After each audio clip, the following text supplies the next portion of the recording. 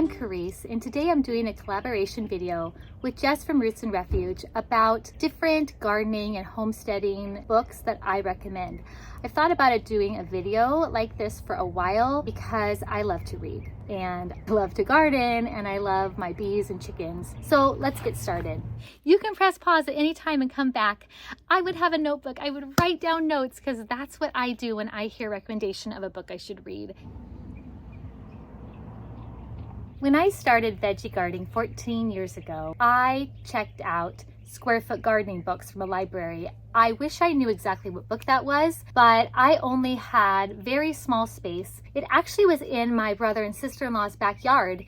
My sister-in-law decided to put an in-ground garden in her backyard and offered some of this space to me. And I quickly started reading everything I could from the library about growing in small spaces. I reached out to a very dear friend of mine named Robin. So I asked her if I could buy a handful of her veggie starts. I remember asking her to pick me 6 tomatoes of her choice, and I got some peppers and I started some zucchini. We did yellow squash. We also did our first potato bed that year, me and my sister-in-law together. I just want to say to all you new gardeners and homesteaders, it may seem intimidating at first to get a lot of info at once, but I promise you, just get started. Just dive into growing food. All the language, all the methods will start to make more sense when you're actually doing the gardening. We also got chickens around the same time.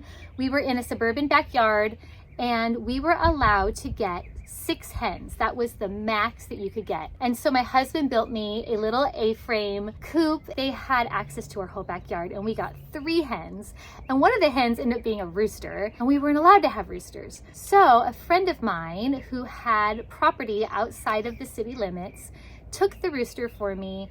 Her name was Susan. We had actually ironically named this rooster Susan. So Susan took Susan, and that was the start of our chicken journey. I didn't read books. I actually asked a lot from my friend Susan, from other people I knew who kept chickens. And I just want to say before I dive into books that using your local community, I think, is the very best way to learn. I love to read. But local community is the very best. Reading, I would say, comes in like right below there, and then maybe right below reading, online communities and videos like this, or Instagram communities, Facebook communities where you can ask questions. When you have someone who's willing to walk you through things and talk to you over the phone, or come over and check out your garden, or garden with you like my sister-in-law did, or my friend Robin did, that is so beneficial. And it's so nice to see how other people garden and ask questions from other people who keep the same animals that you do, who keep them in the same environment, the same climate and local region that you do. So I would say that is like the very best tool, but I love to read. I am an avid library fan. I check things out from my library. So some of these books I have here and some of them I have checked out over the years. And so let's get to books. Could you do me a favor? Could you write in the comments below a book that you would recommend me reading? Because I would love that. I will actually go check it out and read your recommendations. So do not forget to put something in the comments below. I'm going to have my list in the description so you can see if it's something that I've read or not. Books I have read. I am going to start with some books that I have read about beekeeping. We started keeping bees 2 years ago. I guess a year and a half ago. We got them in the spring of 2022, kind of on a knee-jerk reaction whim. A friend of mine was moving across the country and offered to give me some of his bee equipment, including a hive. And the very next week, I had talked to a local apiary that sends and raises queens to send them all over the country. I had lined up buying a nuke from them and I was on my way.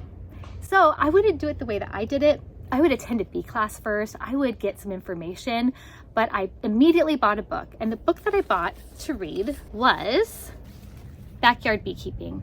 And this book was great. I feel like this is a great place to start if you're brand new, and you'll understand more and more as you actually do it. I also liked watching a YouTube channel I discovered called David Burns.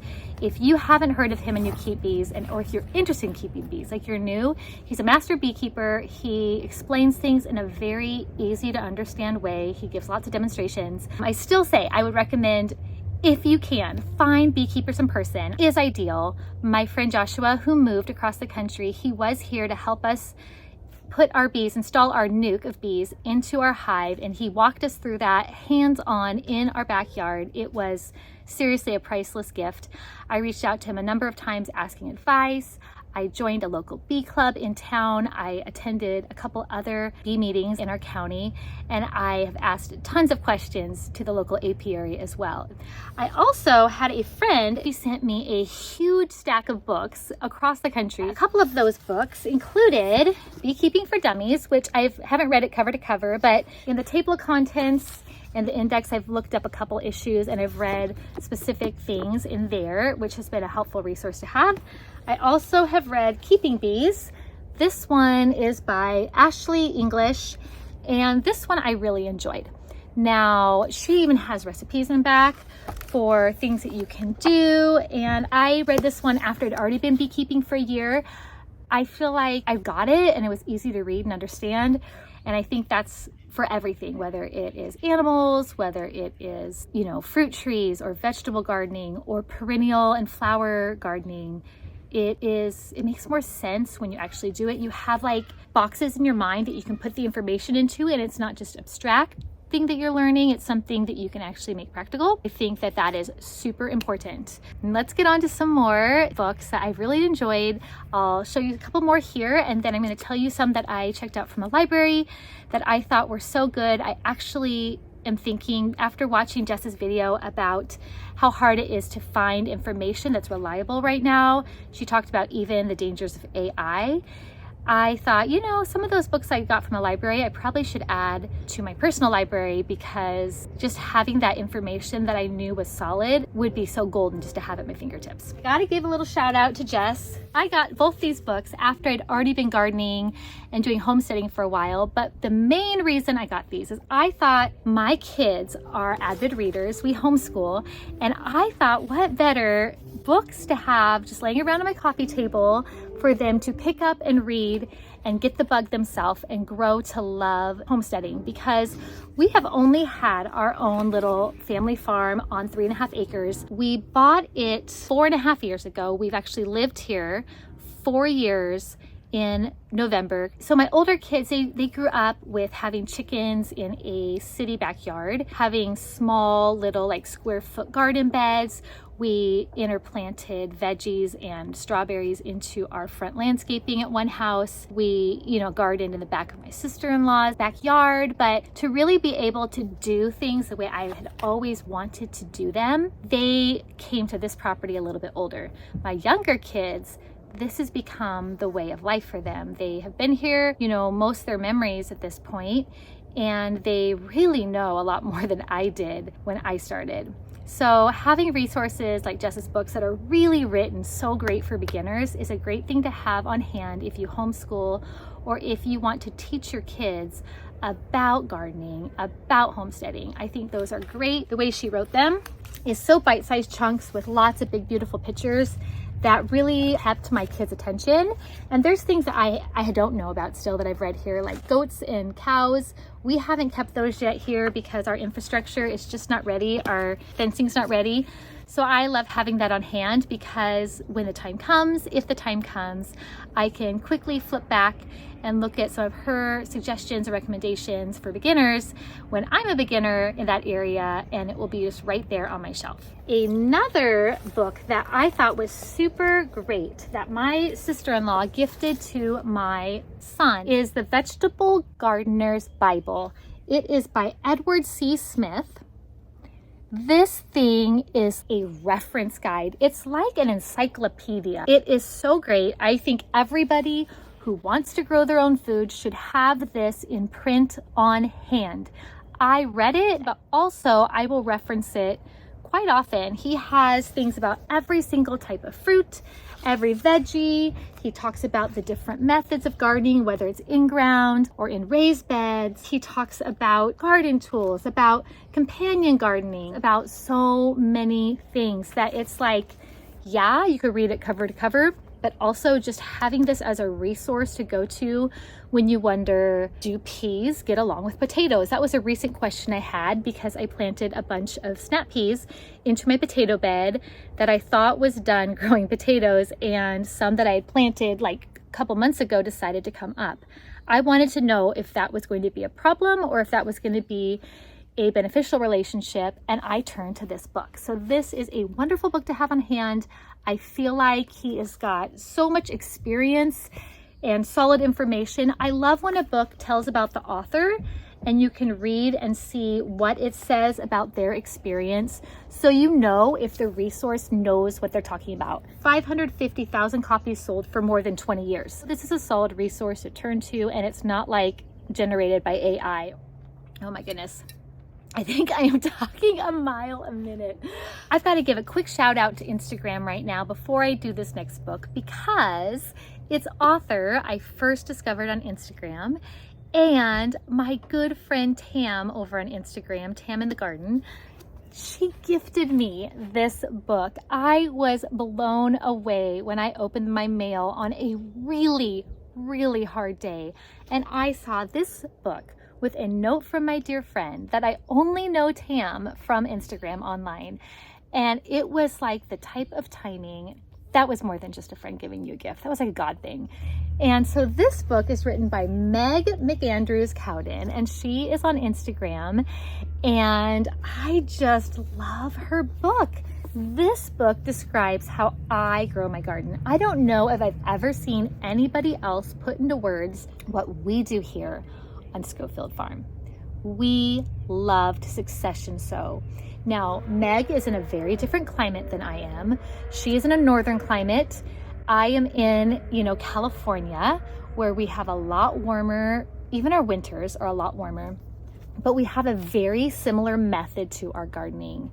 She talks about, with even charts and great illustrations, how to succession sow in your garden no matter what climate you're in. She'll even go down by the months, and she'll say what veggies she sows, what she starts indoors, what she direct sows, what flowers, what herbs, all broken down by month. I just felt so affirmed to read this. I felt encouraged that what I was doing was like a good idea. I kind of stumbled upon it mostly because I don't have a lot of space. Now I have a lot more space, but I have 7 kids. We need to grow a lot of food. And so I could actually use more garden beds than I currently have. But back when I first started gardening, I just had like 4x4 square foot beds. I needed to maximize my space. And so that's why square foot gardening was so attractive to me. Well, succession sowing was also so attractive, is once I harvested something, I'd put something else in its place and I interplanted. And I feel like that's been one way I've been able to maximize what I'm able to grow to feed my family. And I think that Meg lays it out so well. I would recommend this book. If you can't buy it, there's a program through most libraries where you can actually request a book that is older than 6 months old, and it has to be on Amazon. They will purchase it to have in library circulation, and you get to be the first one to read it. And that is one way that I would say, get people like this into circulation, where they're helping people maximize maybe growing food in a backyard or smaller spaces, or even trying to grow in a decent sized space like I have, but you're growing for a lot of people and you need to maximize what you grow. And if you watch our channel, you're going to see a lot of that. That's what I do. We just did some videos the last couple weeks about planting lettuce underneath my tomatoes that aren't finished yet. We have such hot summers that we don't get a lot of tomatoes in the summer. The time we get most of our tomatoes is in the fall, but the fall is when we can finally plant cooler weather veggies like lettuce, peas, even our beans do better in the fall, and a lot of those will overwinter. Of course, I want to get them in before it's too cold, but I really want to get those harvests, and I think Meg does a lovely job. It's called Plant, Grow, Harvest, Repeat. While I talk to you, I'm actually looking at these beautiful herbs in pots on the steps going up to my front door. I very first started gardening by growing herbs in pots. My very first thing to grow as a gardener that was edible were herbs. And I didn't have space, but I bought little pots and I bought thyme and basil and oregano and lavender, and I grew them in pots. And that was when we got our first house about 20 years ago. And that hooked me. That is what got me so eager to grow vegetables and grow fruit. I would just encourage you, start where you are and start in containers and start with herbs. If there's nothing else you can grow, herbs are easy, they're cost effective, they save so much money at the grocery store, they make your cooking much more flavorful, and a lot of them are perennials, so they'll come back, and they do well in containers, and some of them it's better to keep contained, like mint. I probably should have put my chives in containers or my sage, and if you know from watching videos, you know those things have taken over my garden and are so fruitful. But anyway, I would just do a shout out to herbs in containers. I'm looking at them while I share with you, and it just is reminding me of my very start of gardening and how I really believe anybody can grow herbs. And you can do it in the soil, you can do it in a raised bed, and you can also do it in a container. You could even do it in a kitchen window for a lot of them. You know, it doesn't have to be perfect. It doesn't have to look like someone else. It doesn't have to look like me. It needs to just look like you. And herbs are a great way for that to start. Let's get back to the books. I'm going to talk about a few books now that I don't have on hand. I keep in the back of my planner a list of books that I read each year. I think I get that from my dad. My dad was a list maker. I wasn't really a list maker, but I've become a list maker because I'm so forgetful. And so this helps me look back and see, you know, what have I read and who was it by? And that way when I'm talking about a book to someone else, I can say, oh yeah, I can go find a couple of my old planners. I've kept all my old planners and flip back and see what the book was called so I can actually recommend it. This is what it looks like. I just write books I've read in 2022 or 2023 or whatever. One I wanted to recommend that I had read that I don't have is Animal, Vegetable, Miracle, A Year of Food Life by Barbara Kingsolver. That was such a good book. I got that one from the library. She talked about how her family decided to eat off of what they could grow, what they could raise, or what they could access locally that was grown or raised locally seasonally, and do a whole year of it. She kept like a journal. She goes down like by month and season. She has recipes. She has excerpts from her daughter, from her husband. And they each pick like one thing that they could get that wasn't local. Like I think one person got coffee, someone else decided olive oil. There was something else. And what it reminded me of was years ago, before I really had space to grow a large garden, I was a member of a CSA, and we got, you know, those big boxes every week, and we would meet at 2 p.m. and they were called Abundant Harvest, and we get Abundant Harvest boxes, and all of it was freshly grown and picked by California gardeners just a couple hours away where things were all grown. And they'd email the list like the day before of what was going to be in the box. And I would spend the next 24 hours on Google looking up recipes of like how to use parsnips, how to use bok choy, how to store bok choy, what are the nutritional facts of bok choy. There were so many things, and I mentioned bok choy and parsnips because those were two things I had never tasted before joining the CSA.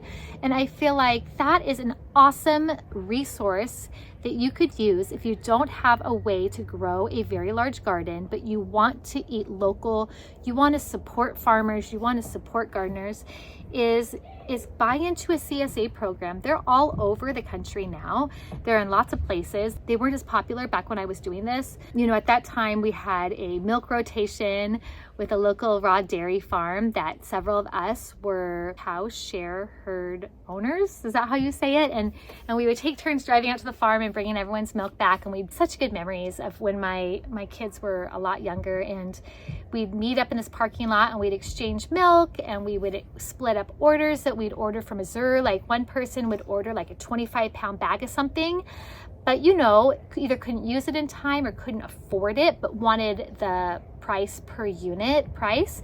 And so we'd split it up in the back of trucks and we get our CSA box, and it was just such a lovely community building time. I think that that was super instrumental in my journey as a homesteader, in my journey as a gardener, because I built local community that all were like-minded, that wanted to eat seasonally, that wanted to eat local, that wanted to eat whole foods, and we got to exchange ideas.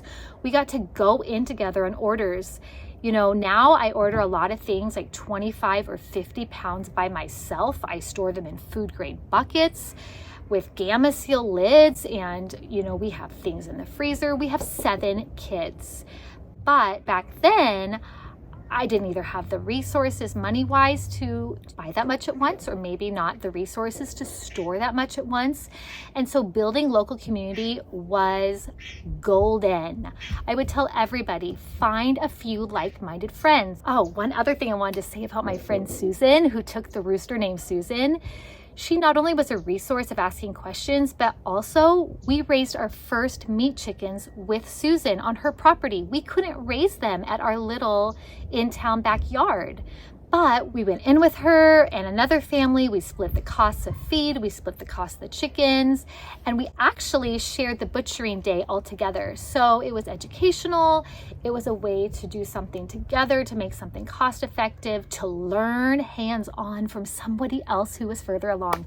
I'm telling you guys, community and learning from local people is the number one. And if you can't, you have places like YouTube that you can look up, you know, how to raise meat chickens. But if there's a friend who's just a little bit further than you that will go in with you and do it together, it is seriously such a priceless way to learn.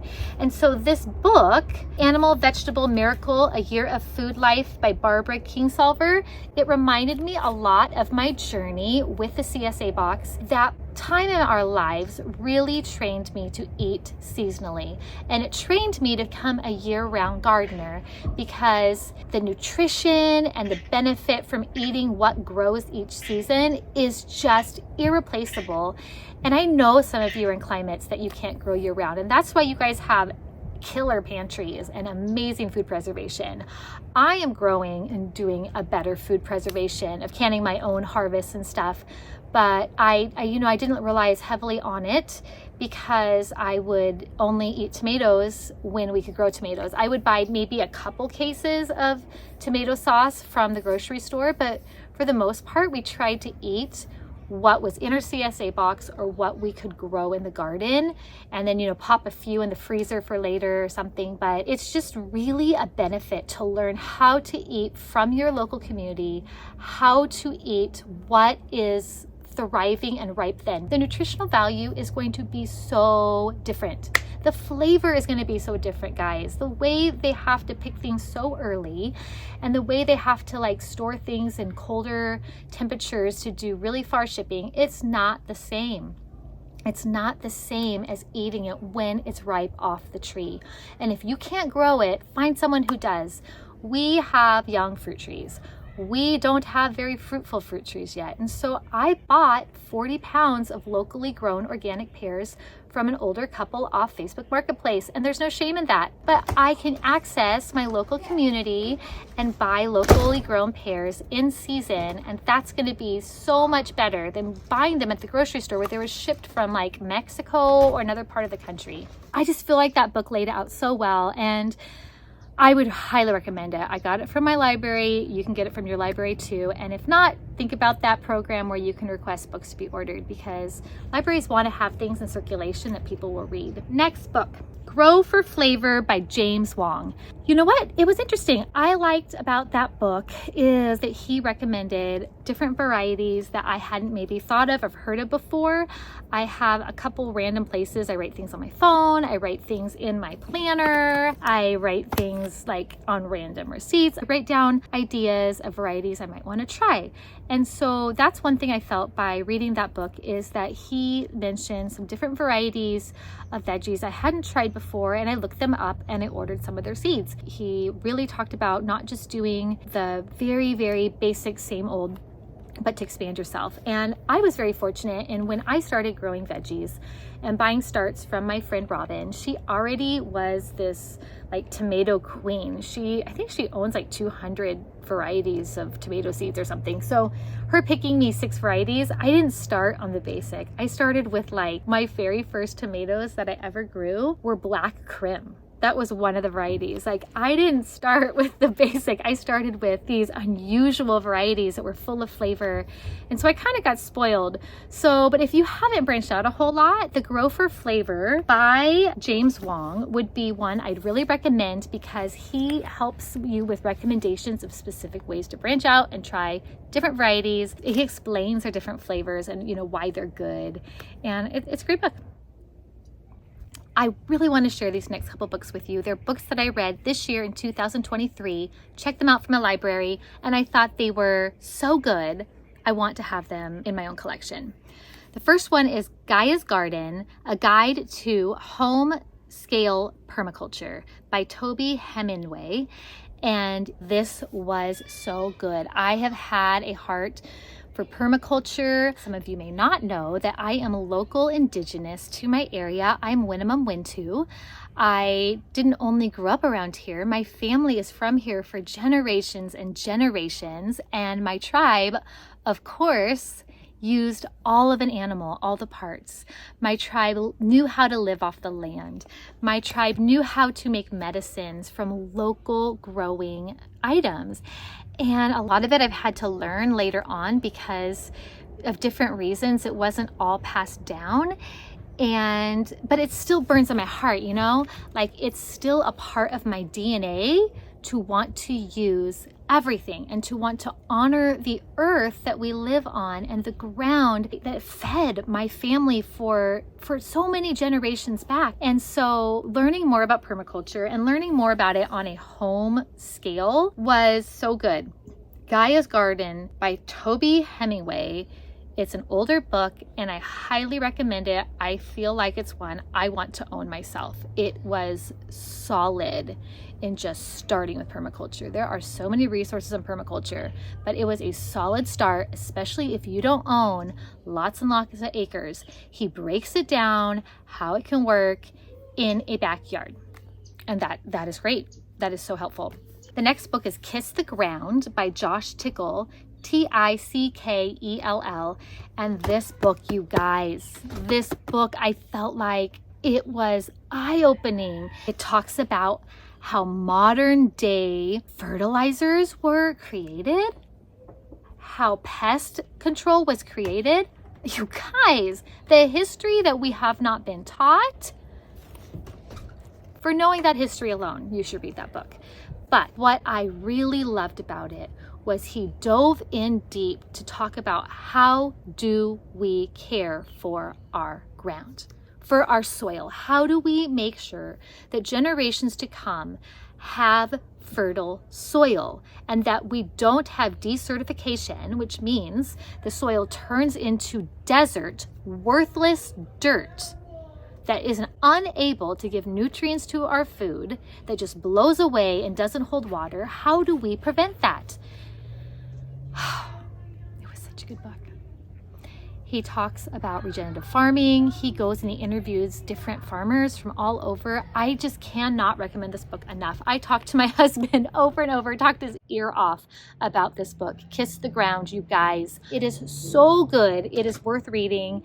So Kiss the Ground by Josh Tickell. It was such a good book. I super recommend it. I don't even know how to put it into words in a video. It could be a whole video to itself. Next book I checked out this summer was The Tiny But Mighty Farm by Jill Reagan. That was a great book if you are wanting to do growing food as like a business. She had charts, she had all sorts of like calls to action, ideas for journal writing, goal setting, getting like a vision for your farm, for your backyard garden. I mean, she was talking about how anyone could make it profitable. It was super cool. I really enjoyed it and I would recommend that one as well. Okay, we're gonna kind of move to another section. I mentioned I hadn't read books on chickens, but my son, my 13-year-old, actually has 2 books on chickens he got as gifts. One is How to Speak Chicken, Why Your Chickens Do What They Do and Say What They Say by Melissa Kai. I'm probably saying that wrong. This book is pretty cool. He loved it. I heard all about it. He was telling me how chickens actually make a certain sound as a name for each person. They can recognize up to 100 faces, all sorts of stuff. Super cool book if you want to learn about chickens. The other one was The Beginner's Guide to Raising Chickens, How to Raise a Happy Backyard Flock. And this is by Ann Coe. I butcher names, but you know what, guys? I have a name that gets butchered too, so it happens. This one is just a great beginner's guide to chickens. It has all sorts of information. I have not read it. My son has read it. My 13-year-old and my 11-year-old son, they are our chicken farmers. They know so much about chickens. I'm like a chicken lady, but they are like the experts. And so if they recommend these two books, I do too.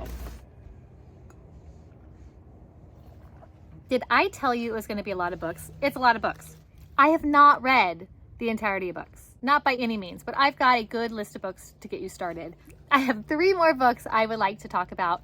Real fast mention, Foraging California. I got this summer, Falcon Guides book. This is awesome. As I said, I'm indigenous. I was raised around here. My family, obviously for generations, have foraged. Me, not so much. And so I got this. It has a lot of information on the things in my local environment. If you are in California, I bet there's a Falcon Guides for your area too. Do you hear that toad? I'm sorry. All right. Anyway, I thought it was pretty cool to learn about local plants and things that are edible and things that I could get in my environment.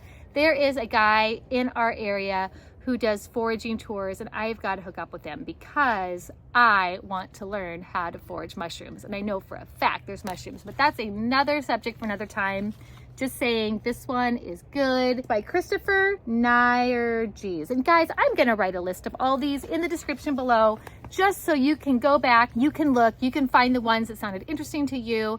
You could buy them used on Amazon or check them out at your library or borrow them from a friend. That's always a good option too when you're dealing with books. 2 more books, and then that is it for today. The all new Balls Book of Canning and Preserving. This one is an updated Balls book. I got it from a friend, my friend Anne. Oh my goodness, what a thoughtful gift. I'm getting more and more into canning. I originally started learning canning. Wow, it was like 13 years ago that my sister-in-law, whose backyard I gardened in, she taught me how to can jam. And that, I stuck with jams and jellies for a very long time. Then my aunt, a couple years ago, taught me how to pressure can. And I have been learning pressure canning, and I've been going, you know, exploring all the options, trying to fill those shelves, not just eat seasonally, but also have things that are preserved on the shelf. And this has some really fun recipes.